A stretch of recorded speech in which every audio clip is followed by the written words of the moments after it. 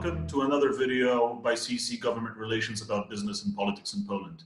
Usually we come to you from the CC office in Warsaw, but now we're in much different circumstances. I'm coming to you from my kitchen with Warsaw behind me, and Marek Matraszek here is joining us from his home office. Hi, Marek. Hello, Staszek. Good to see you and glad to see you're well. Good to see you too. Before we jump into the political situation, the status of the coronavirus situation in Poland, I just wanted to ask you, how are you? How are you settling into home office? Well, personally, health is good so far, fingers crossed. Thank you for your concern, Staszek. Of course, our thoughts are with the whole CEC team. They are also home working and they also thankfully remain unaffected by this tragic virus. We're working efficiently from home, but of course our thoughts are also with everyone, all the listeners, all the viewers, our clients and friends across the world. Please, please, please keep well, and we hope to see you soon in the real world. Indeed, and coming to the real world, I just want to recap on the situation that's happening in Poland right now. Poland has been in a state of epidemic for the past 2 weeks. The government has put on a very harsh lockdown in the past weeks. Poles are not allowed to leave their homes apart from critical situations or going grocery shopping to the pharmacies. Usually governments around Europe are being criticized for their reaction to the pandemic compared, for instance, to some governments in Asia. How would you judge the response of the government in this situation? Well, I think it's not just the response of the government, it's also the response of the Polish people that's been very impressive. Remember that the Polish government had a very immediate lockdown, both in terms of travel to Poland and also movement within Poland, very early on during the spread of the virus, right at the early stages of discovered cases and even before the first fatalities, I believe. And that's helped a lot. The social discipline that we've seen, I think, is very, very impressive. And there are a lot of answers to why this might be the case. There's historical memory, there are cultural factors. Poles are very disciplined in terms of responding to the government's call for social distancing and for discipline in terms of, and certainly in shops, you haven't seen some of the panic buying that you've seen elsewhere. Again, Poles are very used to queuing outside shops going back to martial law and the communist times, so maybe there's a bit of that cultural memory as well. And the other thing that the country is going for is the relatively the geographical spread of the population is much broader than in other countries. You have concentrated urban areas. Poland is much more rural. The opportunities for the spread of the virus to outside of metropolitan areas is fairly limited.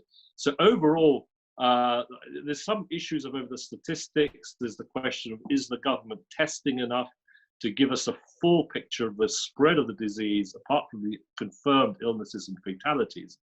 But nonetheless, all things being equal, I think Poland's doing relatively well, certainly in comparison with some of its European neighbors. And apart from everyday developments, this situation has certainly shifted the macro political situation in Poland. Of course, the main event that was upcoming while the pandemic struck was the presidential election. And this is the topic that's currently most politicized in Poland. There's talk of canceling this election. There's candidates stopping campaigns. Will this election happen? What do you think? That's the really big question, as you say. But so far, the position of both the government and the president, and most importantly, the party, the leader of Law and Justice, Jarosław Kaczynski, has been to continue to prepare for the May the 10th election. This has all sorts of issues, both legislative, constitutional, and practical, primarily the extent to which an election conducted potentially at the apogee of the virus crisis will either be fair or whether it will be constitutional, given some of the changes that have been made or attempted to be made in the electoral law that will allow, for example, voters to participate whilst they're in quarantine. But these are all issues. The much bigger issue facing the opposition is whether or not to go along with the government's urge to conduct the elections. And so far, the response has been very, very strongly to try and delay the election. There are complex constitutional and legal circumstances under which an election can be delayed. It is possible, but it has all sorts of political consequences as well. Thus far, we've seen the main rival of President Duda, Mrs. Kidawa-Błońska, the candidate of the Civic Coalition, the Civic Platform Party, has formally suspended her campaign altogether. Some commentators say this is not entirely unconnected to the fact that she's doing very, very poorly in the opinion polls. And indeed, as this election approaches, what we're seeing is that the president is very visible in the media. He gives addresses to the nation on television. The opposition have become completely silent on the issues of the campaign and are focused on issues of parliamentary maneuvering instead. So, on the other hand, personally, I think it's likely or probable that at the end of the day, there will be a delay to the election. I think by mid-April, it will be clear that this epidemic is not going away and it's still yet to reach its full degree in the country. I think at that point, a political decision will be made to delay it. The interesting thing is, Staszek, of course, as if the election is delayed, there is an argument that says that when the election does come, whether it's in the autumn or perhaps even in the early spring, whether it will be with the same set of candidates or with completely new candidates. Those are issues of not just procedure, but of political decision making. Right now, President Duda in the opinion polls is doing very, very well indeed. If against all circumstances there were to be an election on the 10th of May, even with a very small turnout of between 20 and 40% perhaps, he would win a landslide victory.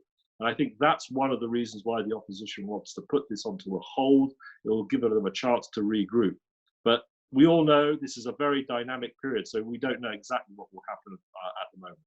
As you say, this is a very dynamic period, and of course the government is right now pushing through its comprehensive legislation package, the response, the so-called anti-crisis shield, in response to this crisis, and the ruling party's standing will depend much on the success of that package. But I think that is a topic for another video, and I think I'll be seeing you again very soon, Marek. Well, hopefully, if we both stay well, Staszek, let's hope we do. And all the best to our viewers as well, of course. Thank you. Thank you, Staszek.